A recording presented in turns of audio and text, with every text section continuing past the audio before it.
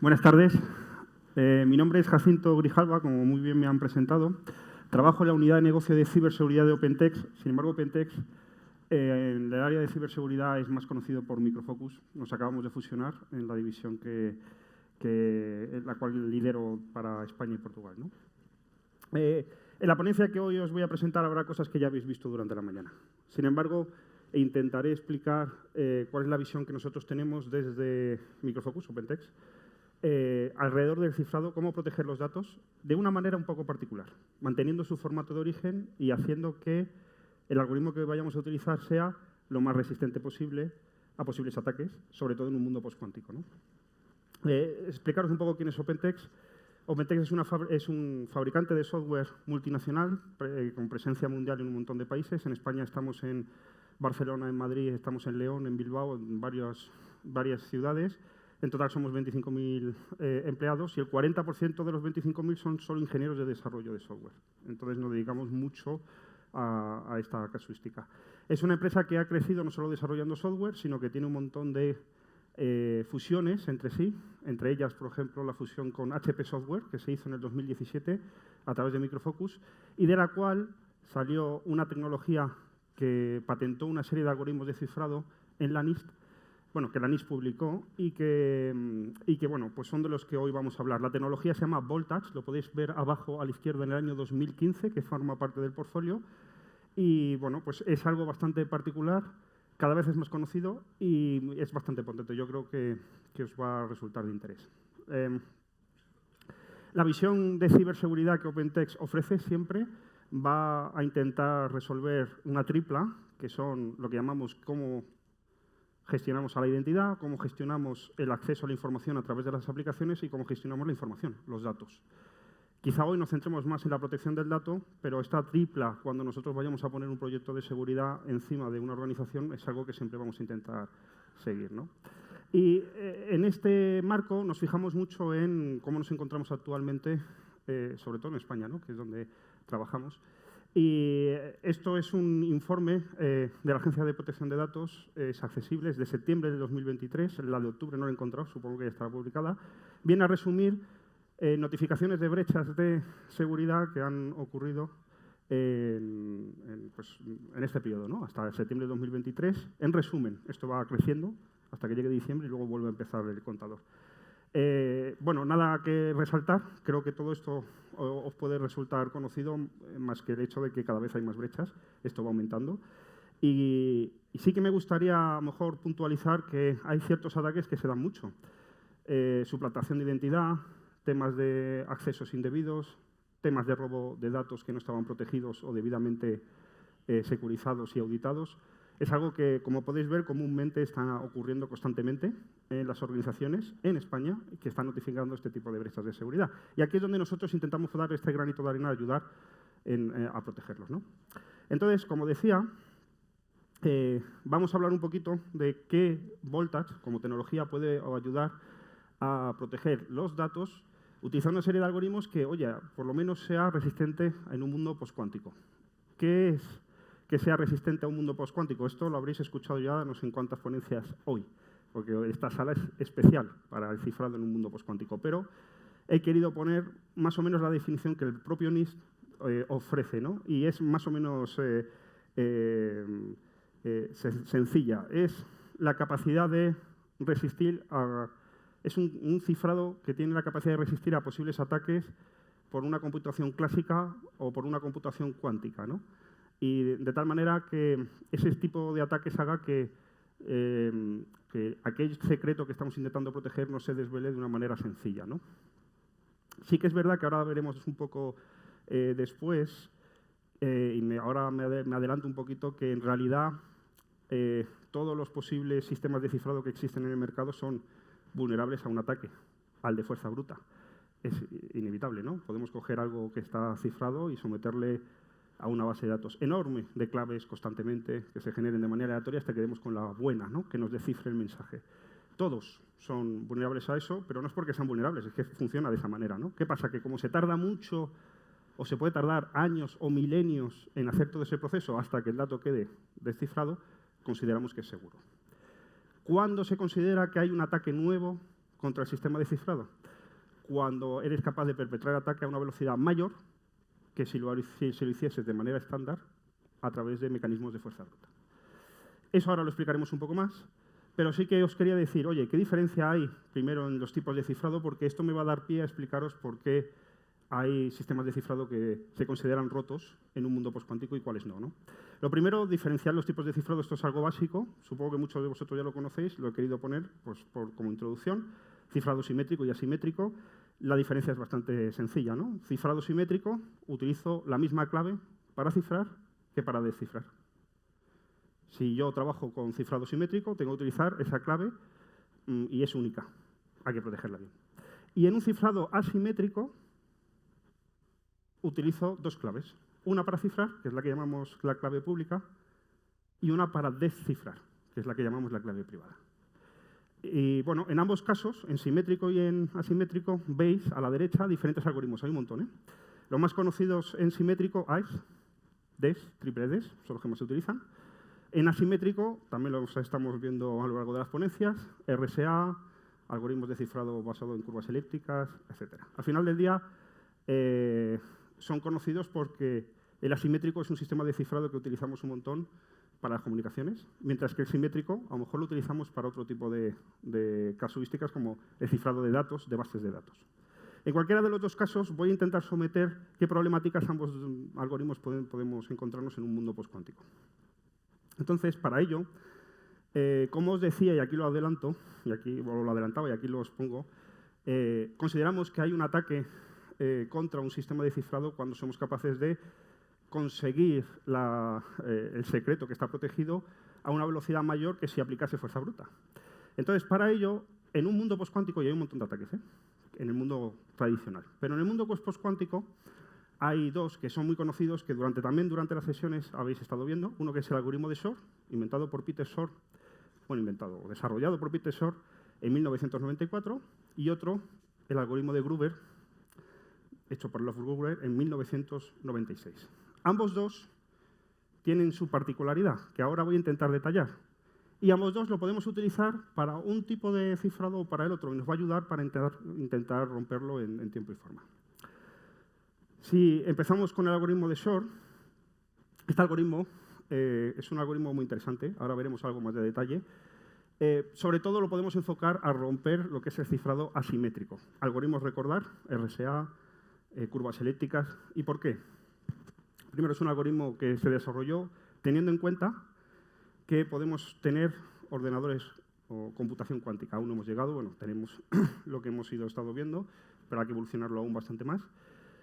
A la derecha podéis ver un gráfico de, oye, este algoritmo aplicado sobre la computación clásica frente a una computación cuántica, pues cuántas operaciones tengo que hacer en cada uno de ellos. Veis que en computación cuántica es mucho más eficiente y de ahí viene todo el peligro que se genera, ¿no?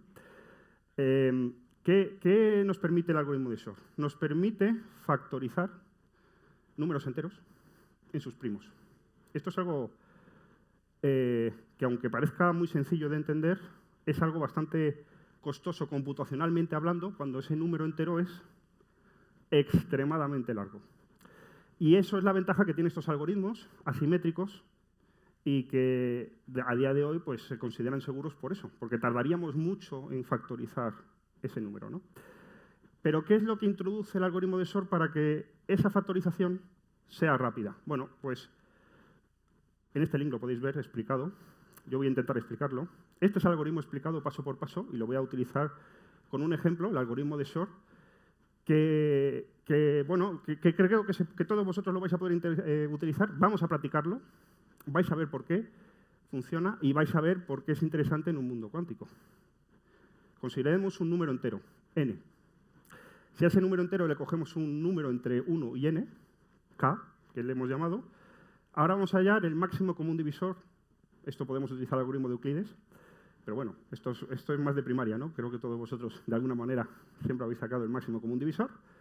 Si resulta que el máximo común divisor da 1, pasamos al siguiente paso del algoritmo. Si no, hemos encontrado uno de los factores. Vamos a considerar que sale 1. Lo siguiente que vamos a hacer es multiplicar ese número que hemos cogido antes, esa k, por un q. Un q es otro número que nos vamos a inventar y vamos a empezar por 1.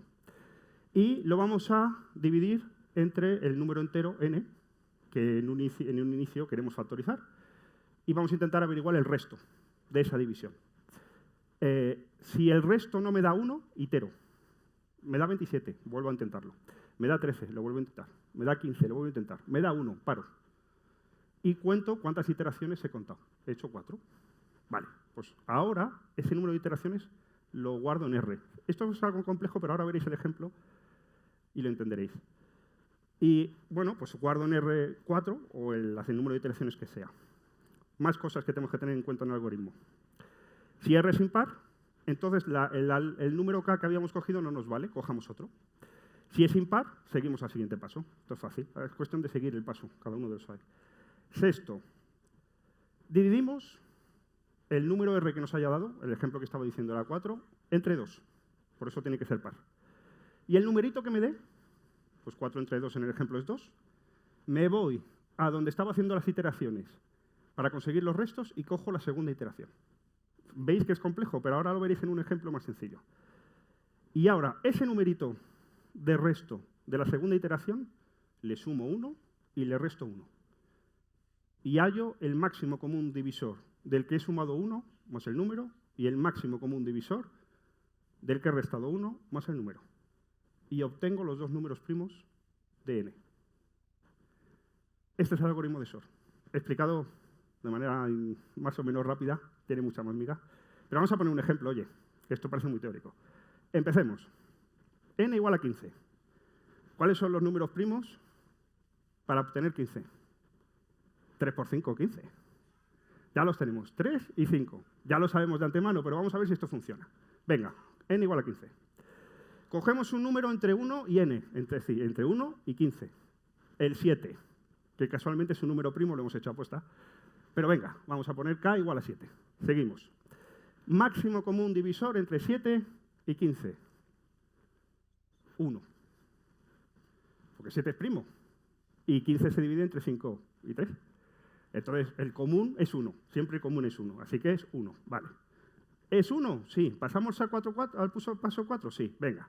Paso 4. Empezamos a iterar. Q por P. 1 por 7. Dividido entre 15, es decir, 7 entre 15, ¿qué resto me da? 7. Es menor que 15. Ahora cogemos el resto, 7. Y es lo que vamos a multiplicar en la segunda iteración. 7 por 7, que son 49. Entre 15, ¿cuánto nos sale? Pues si multiplico 3 por 15 son 45. Entonces, 49 menos 45, 4. Ese es el resto. ¿Me da 1 o no? Vuelvo a hacer la iteración. 4 por 7 entre 15. Me da resto 13. Cuarta iteración. 13 por 7 entre 15. Bingo. Ya lo tenemos. Resto 1. Vale. ¿Cuántas iteraciones hemos necesitado para llegar a 1? Lo que antes decía, 4. Pasamos al siguiente. ¿El número de iteraciones es 4? ¿Es par? Sí. Vamos al siguiente paso. Lo dividimos entre 2.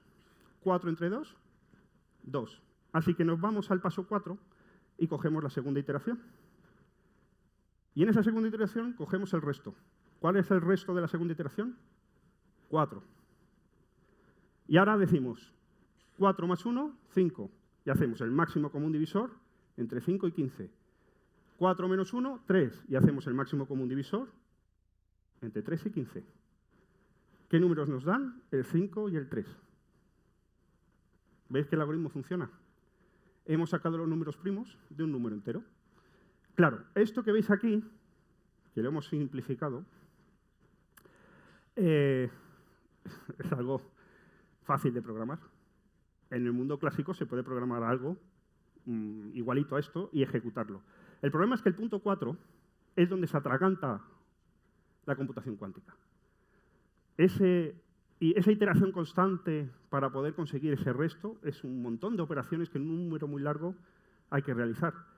Entonces, SOR no vale para la computación cuántica, pero vale para el mundo cuántico, porque justo esa operación, la 4, es muchísimo más rápido que en el mundo clásico. Y eso es lo que permite romper los algoritmos asimétricos basados en factorización de números.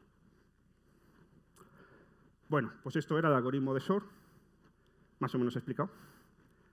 algoritmo de Gruber. No os preocupéis, no voy a explicaros ahora el algoritmo de Gruber, que es un poquito más complejo. Habla de superposiciones, de amplitudes. La verdad que luego, si os vais al detalle, os va a gustar. Os lo recomiendo leer los artículos que vienen abajo, pero no tendría tiempo ahora para explicarlo. Pero sí que, al igual que el anterior, está preparado para el mundo cuántico. Veis a la derecha un gráfico en el cual nos muestra cuál sería la potencia que necesitaríamos. Bueno, potencia no, el rendimiento que nos daría este algoritmo de Gruber. Pero sí que quiero puntualizar dos cosas de este algoritmo para que nos entendáis por qué es algo que nos puede impactar en un mundo cuántico. La primera cosa, es un algoritmo que nos sirve para buscar datos en una base de datos no estructurada. El otro era para encontrar los primos, es decir, la factorización de un número entero.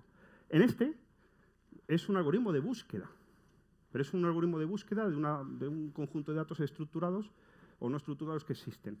Y entonces permite, una vez ejecutado de manera correcta en un mundo cuántico, en una computación cuántica, permite que en vez de tener que hacer n iteraciones para encontrar un elemento de una base de datos, tenemos que hacer raíz de n iteraciones. Es decir, seamos mucho mejores a nivel de rendimiento. Y os pongo un ejemplo para que me entendáis qué es eso de n. Imaginaos en una lista de 100 nombres. Y vuestro nombre, yo me llamo Jacinto, es el último de la base de datos. Empezáis a buscarlo, desde el primero en la lista. ¿Cuántas iteraciones tenéis que buscar hasta encontrar Jacinto? 100. 1, 2, 3, hasta 100. Ese es el peor de los casos. Esa es computación clásica. Pues en este caso, a buscar el último nombre, que es Jacinto, no tarda 100, tarda raíz de 100. 10. Entonces es mucho más rápido, mucho más potente. ¿Y esto en qué nos afecta? Bueno, pues igual que el SOR afectaba a los algoritmos asimétricos, RSA o curvas elípticas, por ejemplo, en este afecta a los simétricos, porque acelera la fuerza bruta. En realidad, una fuerza bruta equivale a coger palabras aleatorias y probarlas a ver si es la clave. Si somos capaces de utilizar ese proceso un poquito más complejo, utilizando un sistema de búsqueda mucho más potente, ya lo tenemos. Somos más rápidos y somos capaces de romper este tipo de cifrado. Pero hay una gran diferencia, ¿eh? Y aquí es donde vienen algunos estudios que quería también, os recomiendo verlos. La primera, en los cifrados simétricos, aunque con Gruber seamos capaces de necesitar menos iteraciones, encontrar quizá la clave antes, podemos complicarlo. Podemos hacer que el algoritmo sea complejo porque la clave la hagamos muy grande. Entonces, lo que recomienda, por ejemplo, la NIST, es utilizar sistemas de cifrado simétrico con mayor longitud. Ese es el motivo. Lo habréis estado escuchando en todas las sesiones anteriores, pero aquí está el motivo para que lo veáis. Lo pone aquí a la derecha, lo veis. Ahora, ¿qué pasa? Que con los cifrados asimétricos, en un mundo post-quantum, complicado, porque al final del día el algoritmo de SOR es muy, muy eficiente. Es verdad que hasta que lleguemos hay que esperar unos cuantos años, pero cuando llegue el riesgo es muy alto. Bueno, entonces, ¿qué es la conclusión que puedo contaros de esto? Pues la conclusión que puedo contaros de esto es que intentemos utilizar sistemas de cifrado simétrico con claves mínimo, y aquí sí que lo puedo decir que esto viene con varios estudios, de 256 bits, ¿no? Entonces, ahora es donde os hablo de Voltage. Una vez que os he introducido, ¿cuál es la problemática de los algoritmos de cifrado? Voltage es una plataforma de gestión del dato y de protección del dato que tiene OpenText. Puede descubrir y clasificar datos sensibles, puede protegerlos. Lo he puesto en rojo y en grande para que veáis que es aquí donde vamos a pararnos un poco más. Luego puede monitorizar quién accede, puede gobernarlos, en fin. Para lo de hoy no nos aplica. Proteger, cifrar el dato. ¿Y qué particularidad tiene Voltage? Que en su día patentó, y lo tiene certificado bajo la NIST, un algoritmo de cifrado simétrico basado en AES 256 con un modo que se llama FF1. AES 256 tiene varios modos, lo habréis visto. Modo CBC, modo GCM, modo ECB. Es decir, cada sigla significa una cosa, va por bloques, por streaming de datos, lo hago de una manera, lo hago de otra. FF1 es un modo muy particular. Va a poder coger un string de entrada, cifrarlo, y el string de salida va a mantener el formato que el de entrada tenía. Y esto es algo muy interesante. Y en la tablita lo podéis ver. Tenemos un nombre que se llama Harold Potter. Lo ciframos con este algoritmo. El resultado a la derecha. Obviamente no puedo ni pronunciarlo, pero si os fijáis, el mismo número de letras, con incluso el espacio que hay entre Harold Potter, lo hemos conservado. Y así con el resto de datos. Si yo cojo un DNI con sus 8 números y la letra, y me lo llevo con este cifrado, me va a salir algo que son 8 números y una letra. A lo mejor la letra no está calculada para que sea un DNI real, pero el formato se mantiene. Y esto es muy interesante para vuestros sistemas a día de hoy, porque implementar esto implica que vuestro esquema no va a tener que ser modificado. Vuestras aplicaciones seguirán viendo un formato esperado por aplicar cifrado. Así que estamos introduciendo seguridad simétrica de 256, adaptable a día de hoy, y posiblemente que nos ayude a soportar el mundo postcuántico. Claro, pero yo cuando trabajo con datos, trabajo con multitud de datos que están entremezclados entre diferentes lugares y que tienen claves referenciales. Bueno, pues claro, aquí esto no nos vale. Bueno, es que no solo mantiene el formato, es que mantiene la integridad referencial. Si yo cifro un dato como un identificador y utilizo la misma clave de cifrado para el resto de datos de cualquier otro lugar, me da igual que la base de datos o el lugar donde esté el dato sea totalmente diferente, si utilizo la misma clave, tengo el mismo resultado, el mismo texto cifrado. Así que la gran ventaja que tengo aquí es que si yo protejo todos los datos de la misma manera y con la misma clave, cuando yo vaya a hacer queries, cuando yo vaya a buscar en la base de datos o en los datos o en la amalgama que haya, la integridad referencial funcionará y me va a dar los resultados esperados, protegidos y anonimizados, pero los resultados esperados. Todo esto no es solo una invención de Voltage, como decía, está patentado, pero está certificado por la NIST. El documento es SP838G, desde el 2013 está. Y bueno, si acudís al portal de la NIST de 838G, abajo a la derecha veis que pone Letter of Assurance from Voltage Security, acquired by HP, que ahora HP Software es OpenText, lo que os he contado al principio. Bueno, pues esto es porque el NIST publica el algoritmo para que cualquiera lo pueda usar, pero es que esa esa carta viene a decir, oye, si lo usas para temas comerciales hay que pagar. Esto es un tema comercial, como podéis entender también, pero está público y es accesible por todo el mundo. Aquí está la letra por si la queréis ver, la carta, pero bueno, esto como vais a tener la presentación, el link lo veréis. Ahora, un caso de uso de ejemplo, y con esto os prometo que terminamos. ¿Cómo esto lo llevo al mundo real? Snowflake. ¿Qué es Snowflake? A lo mejor lo conocéis muchos de vosotros, pero os lo explico. Snowflake es un data warehouse, vamos a decirlo así. Es una plataforma que está en la nube, que nos permite subir datos y luego hacer búsquedas sobre los datos, trabajar sobre los datos, hacer analítica sobre los datos. Está muy bien. Mucha gente lo está utilizando. Si yo soy una empresa que tengo datos de clientes o datos personales y esos datos luego los meto en un almacén de datos para hacer analítica, ¿me ha dado autorización el dueño del dato, la persona que me ha dado el dato, para poder hacer esa analítica? Es decir, que las personas que están haciendo analítica vean el dato real. Yo he comprado este día con esta tarjeta de crédito esta cosa o no me la han dado. Aquí ya entramos en un tema más delicado. ¿Me han dado ese permiso, ese consentimiento o no? Imaginaos que no lo han dado, pero yo quiero hacer analítica.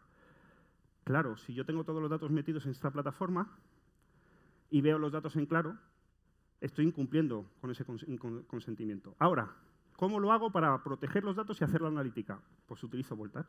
Os pongo aquí un ejemplo. Tenemos esta plataforma, arriba a la derecha está en el círculo.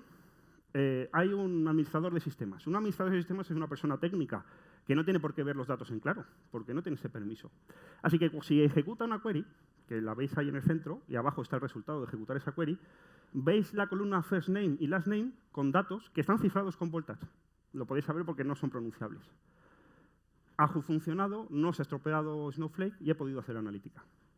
Si se autentica una persona que sí que tenga derechos, porque le han dado ese consentimiento, vais a ver los datos en claro, anonimizados.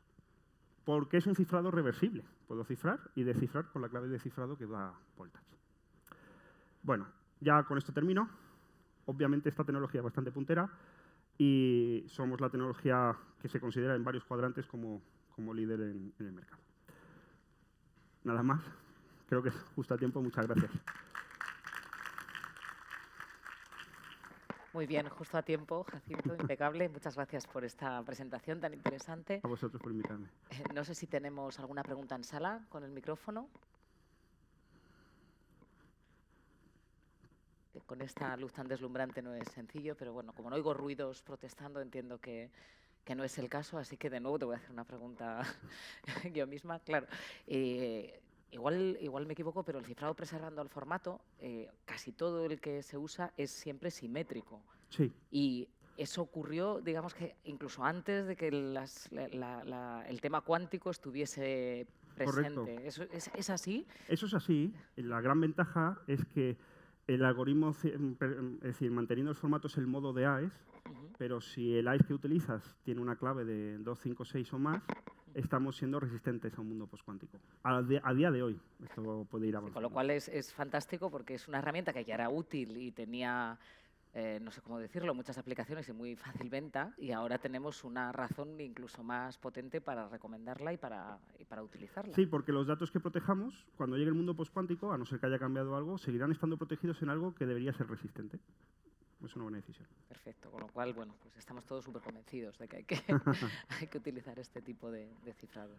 Perfecto, pues muchísimas gracias. Si no hay una pregunta, perdón, que ahora sí que estoy viendo detrás de las cámaras y los focos varias manos. Sí, por favor. No veo nada, ¿eh? No te oímos, No, Alfonso. hola. Una duda rápida que tenía. Comentabas el tema de FF1. Yo lo que tenía entendido es que la mayoría de estos algoritmos, ¿no? FF1, FF3, etcétera, estaban rotos. No sé si me lo puedes aclarar. Sí, el Gracias. que se rompió fue FF3 y FF2. Mira, FF1 tiene 10 vueltas, 10 rounds. Fue el primer algoritmo desarrollado, está especificado, y aún no lo han llegado a romper. Romper, ojo, es lo que he dicho antes, que seas más rápido romperlo que aplicando fuerza bruta tradicional, ¿no? No, fue FF3 el que tiene documentación de que está rota. Sí. Nosotros aún lo tenemos, gracias a Dios, protegido. Sí, no sé si hay alguna pregunta más, porque también había alguna otra mano en esa misma fila, ¿puede ser? O quizás estaban señalando la pregunta anterior. Me parece que no tenemos más preguntas. Gracias de nuevo, Jacinto. A vosotros. Gracias. Y